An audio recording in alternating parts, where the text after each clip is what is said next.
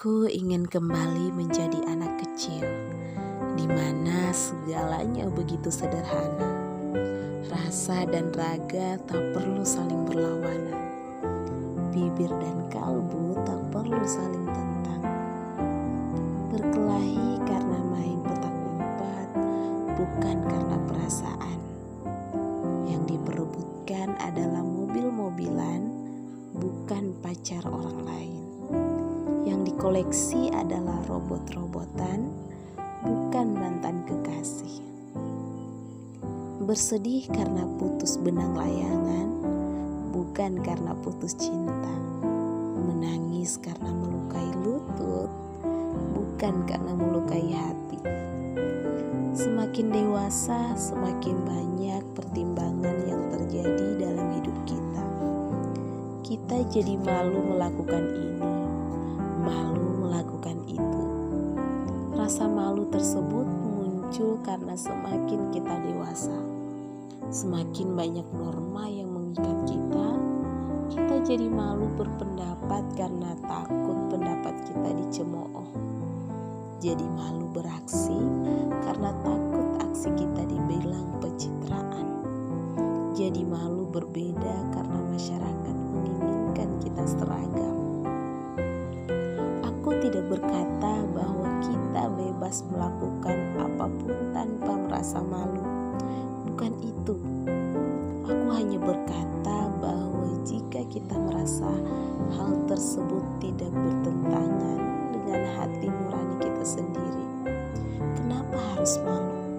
Kenapa harus terus-terusan memikirkan apa pendapat orang lain?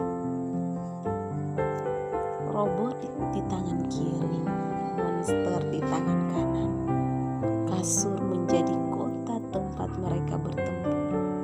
Begitu hebatnya imajinasi kita selaku anak kecil, hingga apapun di sekeliling kita bisa kita jelajahi sebagai dunia baru.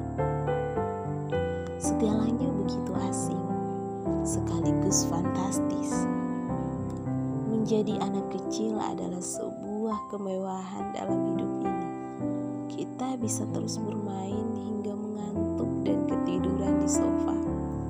Kita bisa terbahak-bahak bersama teman-teman tanpa harus ada rasa curiga apa motif mereka dekat dengan kita. Kita bisa bertanya ini dan itu tanpa harus takut apakah pertanyaan tersebut membuat kita terlihat bodoh atau tidak. Yang terpenting, kita bisa menjadikan dunia ini taman imajinasi kita sendiri.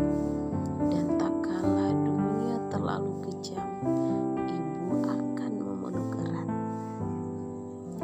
Bermain boneka atau robot-robotan di depan orang lain tentu akan sangat konyol. Aku tidak menyarankan itu.